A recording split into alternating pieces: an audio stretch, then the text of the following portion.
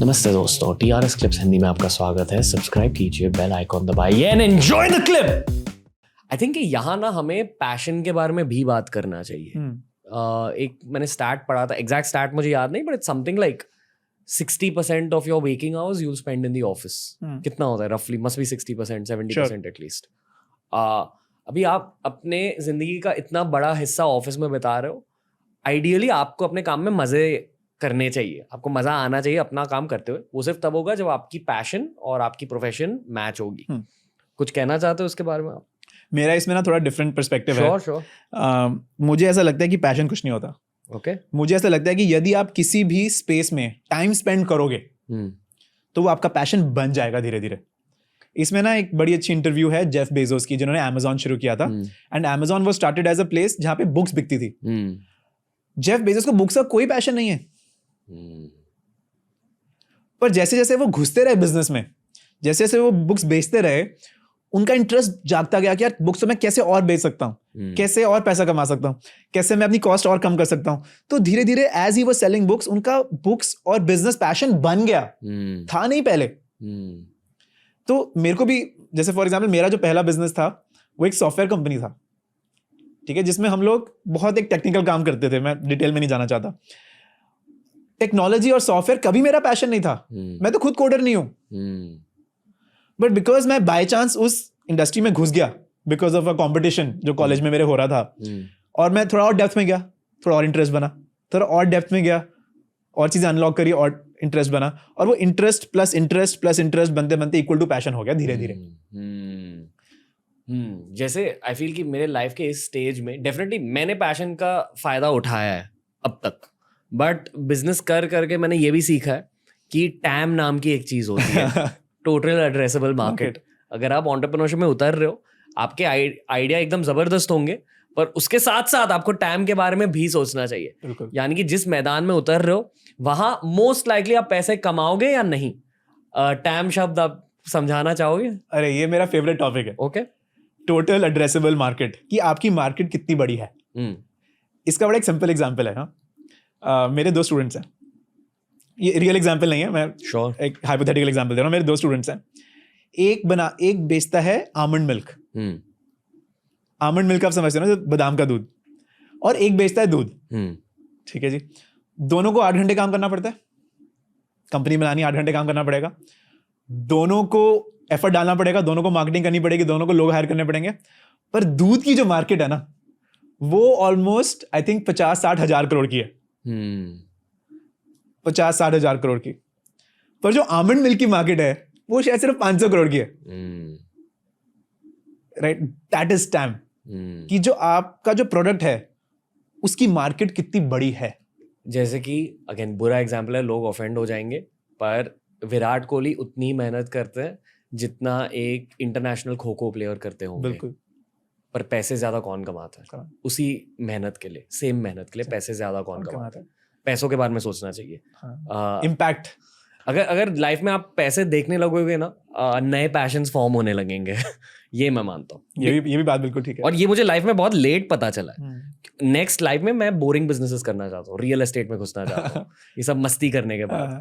क्योंकि अभी मुझे ये पता चला है यूट्यूब करने के बाद कि ठीक है, फेम अच्छा है, फेम एडिक्टिव भी है, बट फ्लीटिंग होता है। फेम आज आपकी लाइफ में कल नहीं होगा, पर पैसे आपकी लाइफ में हमेशा हो सकते हैं। बिल्कुल। तो गो फॉर बोरिंग बिजनेसेस।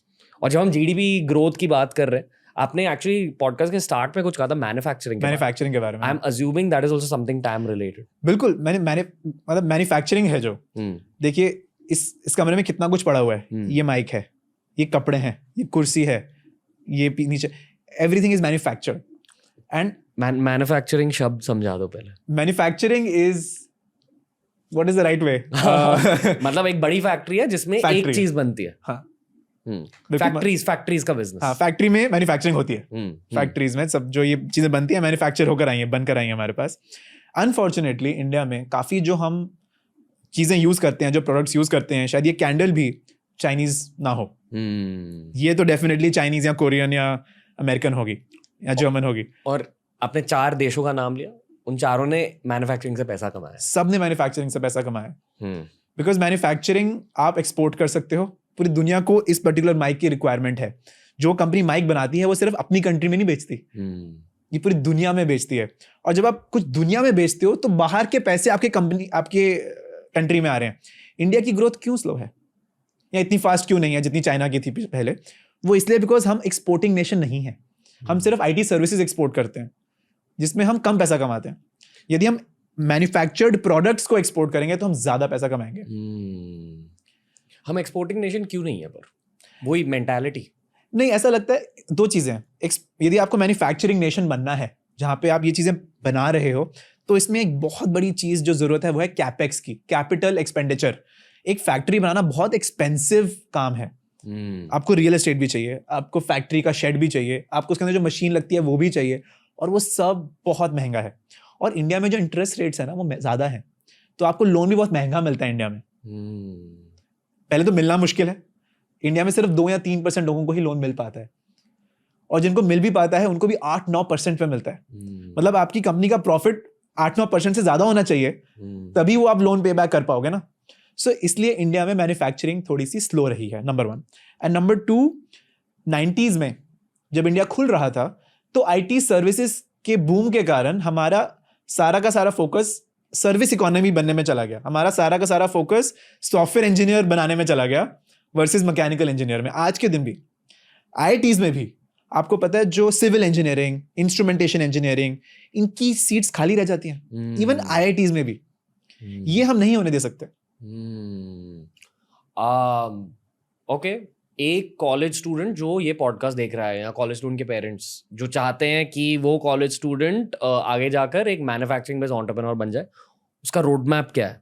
पहले कोई और बिजनेस करना चाहिए, पैसे कमाने चाहिए, बिजनेस में एक्सपीरियंस लेना चाहिए, फिर मैन्युफैक्चरिंग में घुसना चाहिए, या 23 इयर्स की उम्र में ही घुस सकते हैं? देखिए, मैंने भी मैन्युफैक्चरिंग नहीं करी है, तो मैं भी जो भी मैं बोलूंगा वो एक हाइपोथेटिकली होगा। मेरे को भी रियल एक्सपीरियंस नहीं है इसमें। आप करोगे लाइफ में? डेफिनेटली। अभी तो मैं एजुकेशन में हूँ, और एजुकेशन में हम लोग ह्यूमन बींग्स को मैन्युफैक्चर कर रहे हैं। मैं उस तरीके से सोचता हूँ। एंड जो मेरे स्टूडेंट्स भी हैं उनको मैं पुश करता हूँ कि तो मैन्युफैक्चरिंग में ही जाओ। जैसे मेरी एक स्टूडेंट है, वो चिकन चिप्स बना रही है, chips made out of chicken. और उसका पॉइंट था कि यार इंडिया में 64% लोग नॉन वेजिटेरियन है, पर कोई भी ready to eat non veg snacking brand है ही नहीं। Gap in the market. तो she is fixing that, right? Wow. And so she's manufacturing that. So now we are seeing in our students also कि they are less focused on software products, more focused on real products that you can touch that require manufacturing, जो सिर्फ factory में बन सकते हैं। ये change आ रहा है। और अब प्रॉब्लम क्या है कि जैसे अब ये चिकन चिप्स बनाना है उनको, तो पहले उन्होंने चिकन चिप्स के लिए फैक्ट्री नहीं खोल दी। पहले उन्होंने जो पहले 2-3 बंडल्स थे वो उन्होंने अपनी खुद की किचन में बनाए, उसको टेस्ट करवाया लोगों को, लोगों से फीडबैक ली कि वो टेस्ट कैसा था, बुरा था कि अच्छा था। फिर वापस किचन में गए, उस रेसिपी को इम्प्रूव किया। मतलब वो हर रोज शाम को आ जाते हैं मेरे पास, बोलते हैं सर ये is this test better, is this test better, is this test better. तो हम लोग इम्प्रूव करते रहते हैं। जब वो उस स्टेज पे आ जाते हैं कि उनका प्रोडक्ट फाइनलाइज हो गया, अभी तक पैसा ज्यादा नहीं लगा, अभी तक तो उन्होंने कुछ भी पैसा नहीं खर्च किया, बिकॉज सब किचन में हो रहा है, घर की किचन में।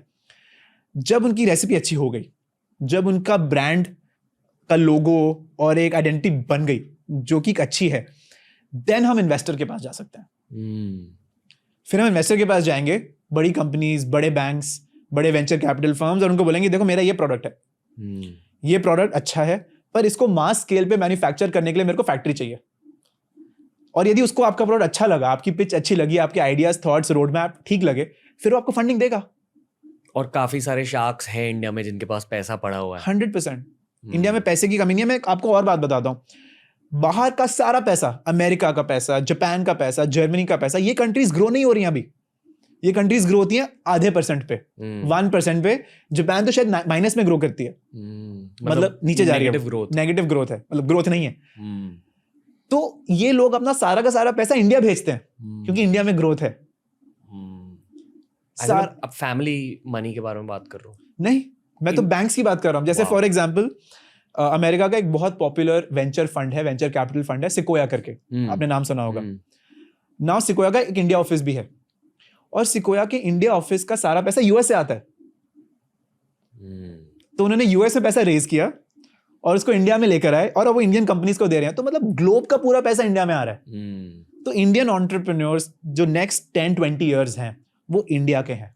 वो इंडियन एंटरप्रेन्योर्स के हैं। ग्लोब का सारा पैसा इंडिया में आ रहा है, अब हमारे ऊपर है कि हम उस पैसे के साथ क्या कर रहे हैं। मैं एक रोड मैप देने की कोशिश करूंगा।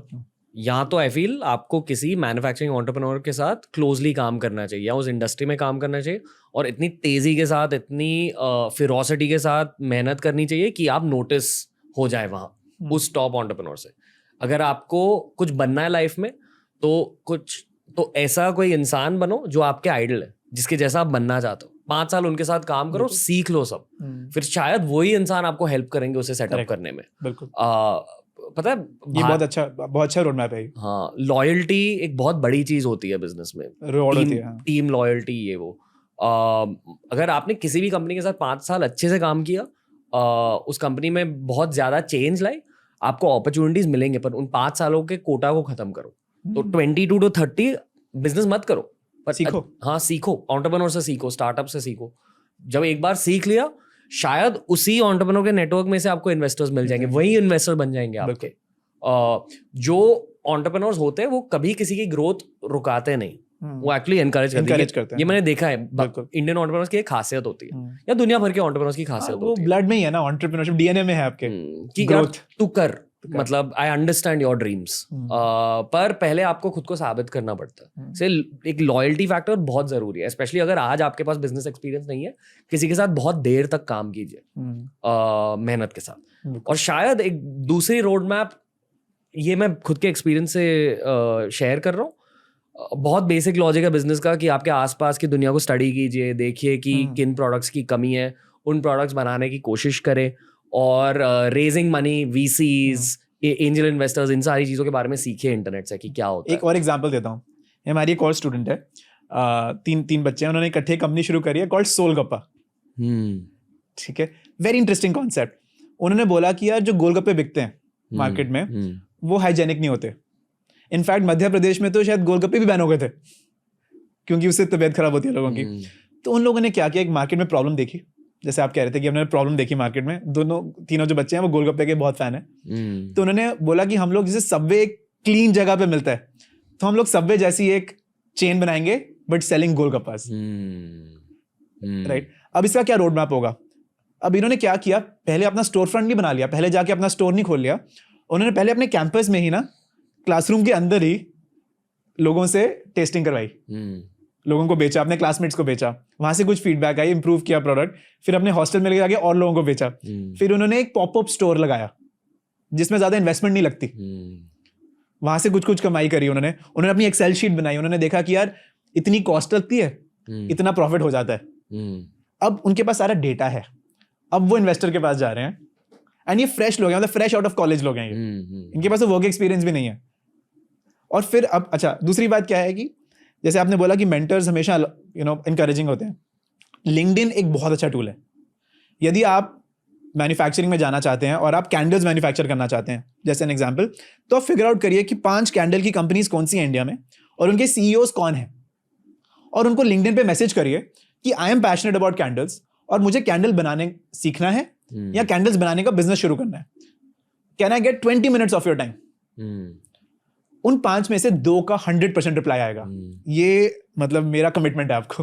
और ये एक D2C प्रोडक्ट है, यानी कि डायरेक्ट टू कंज्यूमर। मैं अभी एक D2C कॉन्फ्रेंस में गया जहाँ सारे टॉप फाउंडर्स हैं, अमन भी थे वहाँ, अमन फ्रॉम बोट, वो भी थे वहाँ। उन्होंने भी कहा कि हायरिंग एक प्रॉब्लम होती है उनके फील्ड में, वो लोग ढूंढ रहे हैं पैशनेट लॉयल टीममेट्स को। बस आपको अप्लाई करना है। कॉलेज प्लेसमेंट्स के लिए मत बैठिए, क्योंकि वो वाले जॉब्स जाने वाले हैं।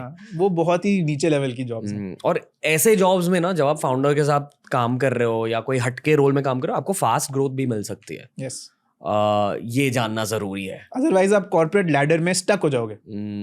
ये आपको कॉर्पोरेट लैडर नहीं लेनी, आपको सीधा एलिवेटर लेना ऊपर। शायद वो कॉर्पोरेट लैडर अब टूटने वाली है फिर से, मॉडर्न चेंजेस की वजह से। एस्केलेटर्स आ गए हैं, ऑटोमेशन आ गई है। DRS क्लिप्स हिंदी के इस क्लिप देखने के लिए थैंक यू दोस्तों, लव टू यू ऑल। नीचे हमने लिंक किया है इस पूरे के पूरे पॉडकास्ट को, यानी पूरे एपिसोड को। उसके नीचे हमने लिंक किया एक ऐसी प्लेलिस्ट को जिसे देखकर आपको बहुत मजा आएगा।